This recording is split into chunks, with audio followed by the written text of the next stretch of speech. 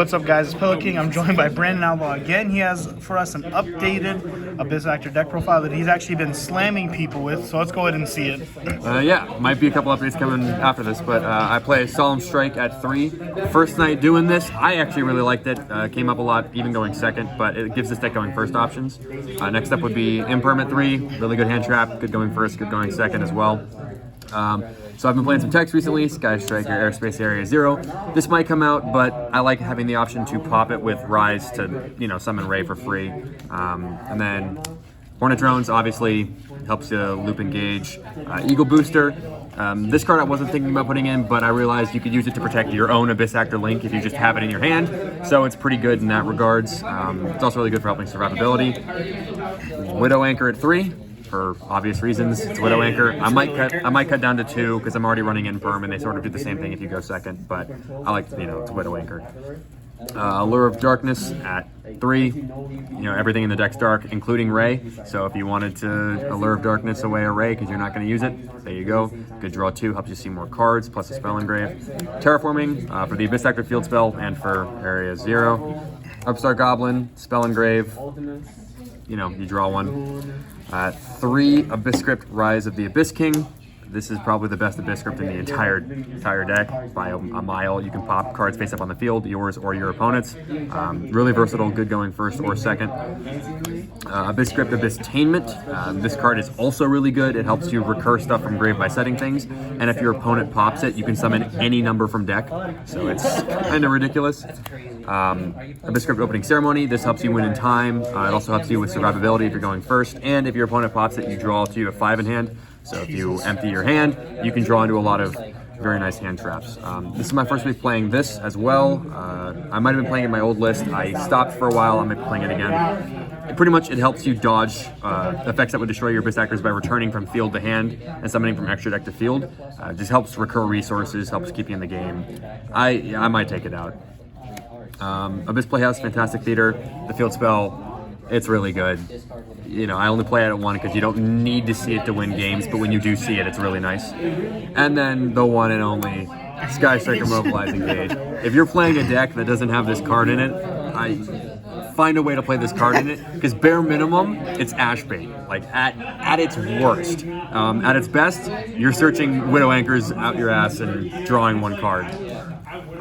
The 1 copy of Ray, just to troll. Also, it lets me, I can use Hornet Drones to make Shizuku or Hayate to dump, so I have some survivability. Plus, you can summon it off of the field spell if you pop it with Rise. Next up is 3 Ash. So, Ash Blossom speaks for itself. 1 copy of Abyss Actor Superstar. You only need it at 1. There's only 1 time where I lost it, and I was kind of upset. I still won the game, but this card's really good. It's got a lot of cool effects about it that, you can set stuff from deck, but also your opponent can't respond to the summon, so you get priority immediately. Next up is going to be 3 Abyss Actor Mellow Madonna. This is your search. This facilitates your combos. It's also really good on board, helps you get more monsters, get stuff to hand. Probably the best Abyss Actor card. 3 Abyss Actor Wild Hope. So this guy, when he gets popped, you can search any Abyss Actor card. He's pretty good. He's a good, level 4, good body on board. And the best part about him is that he makes any other scale a scale 9. So you need him and any other Abyss Actor, you can Pendulum Summon just straight out the gate. Next up is Sassy Rookie. I also play this at 3. This guy's the protection of the deck. He helps protect your cards on board. If he dies in scales, he pops an opponent's monster. If he dies on board, he summons a level 4 or lower. And he has to be destroyed twice. So if you're in a pickle or you just need to stay alive or you just want to have a, defensive play on board, Sassy Rookie. 3 Curtain Raiser. All Pendulum players know what this card does. You summon for free, but he's really good in this deck because he helps you recur resources and he helps get the Abyss Scripts out of deck into grave where you can recur them. And then he adds from extra deck to hand. This is my favorite card in the deck as of recently, Abyss Actor Comic Relief. I was playing this at 1 or 2 in the last list, I think. Kind of dumb. This card's insane. This card is a searchable creature swap that is also a scale 8 and can facilitate combos like popping your spells for you it's ridiculous. I'm never upset to see this card in my hand, and I'm even more happy to see it when I see it in multiples. And then the one copy of extras, in case your opponent tells you to go second. It's a free summon. It helps you get a scale. You can search it if you want to search it. It's pretty good. All right.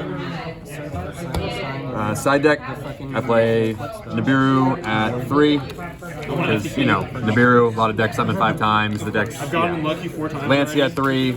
It also shuts down decks pretty hard. It's pretty good.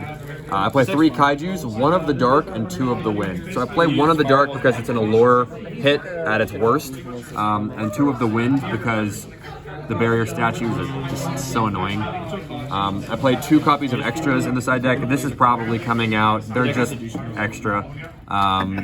But yeah, it's sometimes I'll side one or one of them in. But they can come in handy. Next up is Typhoon at 2. This card is unbelievable. This card wins so many games. I was playing against Virtual World today, and he had Chuche on board, activates Desires. I respond with Typhoon, so I Ash the Desires. I chain Typhoon to the Ash, pop the Chuche because he has 2 spells. He has 2 spell trap cards on board, the Desires and the Chuche, and then he just can't play. This card's unbelievable. Plus, somebody Imperial ordered me today, but I had this set, so I just changed to Imperial Order, and it's good spot removal, and it's because it's a trap. You can get rid of stuff like that. Red Reboot at 1. Unbelievable card. This card wins games just super hard. You activate this, your opponent's kind of shut down. You're gonna win the game if you Red Reboot them with this deck.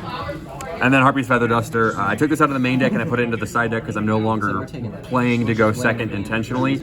But it speaks for itself. It's really good. And then lastly is the extra deck.